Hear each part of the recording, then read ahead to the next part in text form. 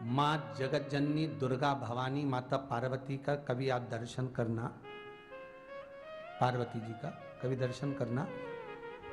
सिर पे पल्लू माता के कम मिला, यहां पल्लू लगा रहा और माता के केश खुले रहे, जगत जननी जगदम्बा के। पूछ लिया चंचुला देवी ने, हे जगतधात्री दुर्गा भवानी, हे माता पार्वती, आप कैलाश पर मेरी सखी बनकर रही तो आपके केश खुले रहे, और आप शिव महापुराण के यजमान बनकर कथा सुनने के लिए जा रही हो अपने पति के साथ में। शंकर भगवान भी फेटा बांधकर, तुर्री लगाकर, गले में माला पहनकर, सुंदर वस्त्र आभूषण धारण कर कर शिव भी जा रहे हैं, और आप मस्तक पर पल्लू रखकर, सुंदर बोर लगाकर, नथनी लगाकर, सुंदर करधनी पहनकर, हाथ में चुड़ला, बाजूबंद, भुजबंद पहनकर,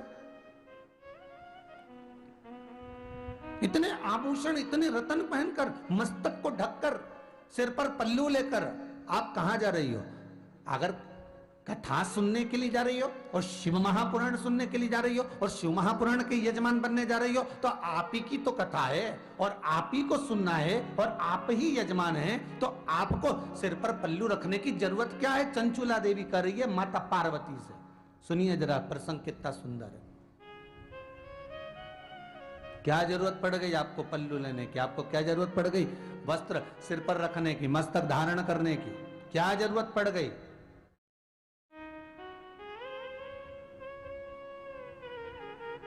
मां कह रही है, चंचुला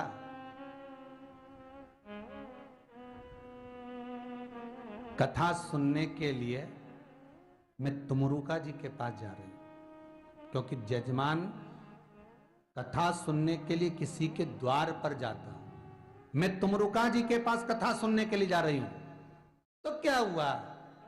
तुमरुका जी के पास अगर कथा सुनने जा रहे हो तो कथा तो आप ही की बचेगा ना, तो फिर जरूरत क्या सिर पे पल्लू रखने की? नहीं चंचुला, जब मेरे मस्तक पर अगर कोई चूनर डली होगी, सिर पर रखी होगी, तो मुझे उम्मीद है कि जिस पुराण को मैं श्रवण करूंगी वो भी किसी के मस्तक पर चूनर तो डाल ही देगी।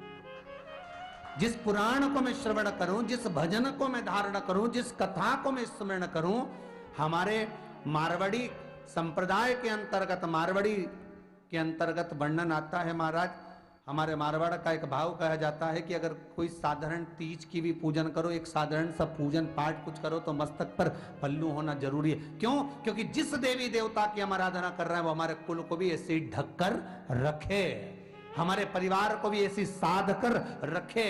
जैसे मेरे सिर पर पल्लू है, उसी तरह जिसकी मैं आराधना कर रही हूं उसका हस्त कमल मेरे परिवार पर, मेरे कुल पर, मेरे कुटुंब पर पड़ा रहे।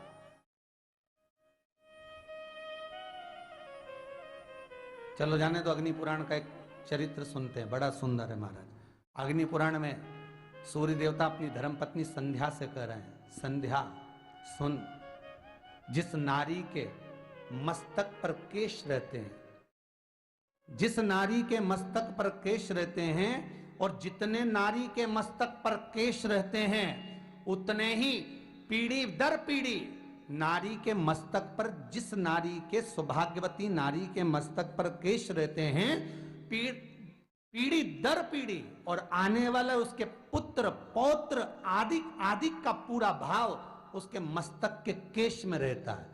जब नारी किसी पूजन में सिर ढककर बैठती है, तो नारी जिस देवता का पूजन करती है, उस देवता का आशीर्वाद उसकी उतनी पीढ़ियों पर, उतने पोते पर, उतने परिवार पर, जितने केश हैं उतनी पीढ़ी और उतने पोते और उतने परिवार पर उस देवता का हस्तकमल रखा रहता है, जितनी देर तक नारी के मस्तक पर पल्लू रहता है।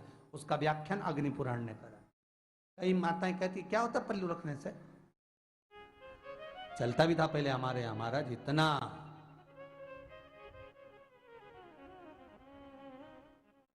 धीरे धीरे धीरे धीरे धीरे